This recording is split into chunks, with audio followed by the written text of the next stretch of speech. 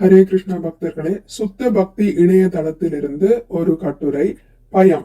ஆபன்ன சம்ஸ்ருதிம் கோரம் யன் நாம விவசோ க்ருணன் தத சத்யோ விமுச்யேத யத் பிபேதி ஸ்வயம் பயம். மொழிபெயர்ப்பு: பயமே சொரூபமானதும் கூட கிருஷ்ணரின் புனித நாமத்தை கண்டு அஞ்சுகிறது.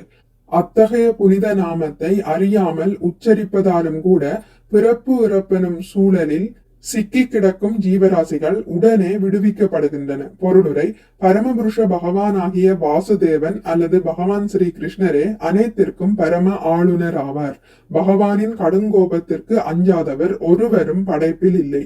மாபெரும் அசுரர்களான ராவணன், ஹிரண்யகசிபு மற்றும் கம்சனை போன்ற மிகவும் சக்தி வாய்ந்த ஜீவராசிகள் அனைவரும் பரமபுருஷனால் கொல்லப்பட்டனர். மேலும் சர்வ வல்லமை பொருந்தியவரான வாசுதேவன் தமது சுய சொரூபத்தின் சக்திகளை எல்லாம் அவரது நாமத்தில் பொருத்தியுள்ளார். அனைத்தும் அவருடன் சம்பந்தப்பட்டுள்ளன, மேலும் அனைத்தும் அவருக்குள்ளேயே அடங்கியுள்ளன.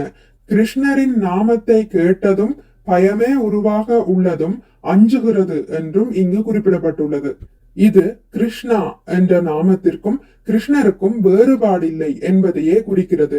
எனவே கிருஷ்ணரின் நாமம் பகவான் ஸ்ரீ கிருஷ்ணருக்கு சமமான சக்தியை கொண்டதாகும். அதில் சிறிதும் வித்தியாசமில்லை. எனவே மிகப்பெரிய ஆபத்துகளுக்கு இடையிலும் பகவான் ஸ்ரீ கிருஷ்ணரின் புனித நாமங்களை உதவிக்கு அழைக்கலாம்.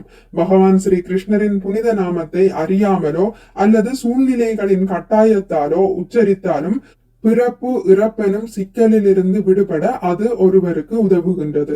ஸ்ரீமத் பாகவதம் 1ஆம் காண்டம் அத்தியாயம் 1 பதம் 14. மிக்க நன்றி. ஹரே கிருஷ்ணா. உங்களுக்கு இந்த வீடியோ பிடித்திருந்தால் லைக் பண்ணுங்கள், ஷேர் பண்ணுங்கள், சப்ஸ்கிரைப் பண்ணுங்கள்.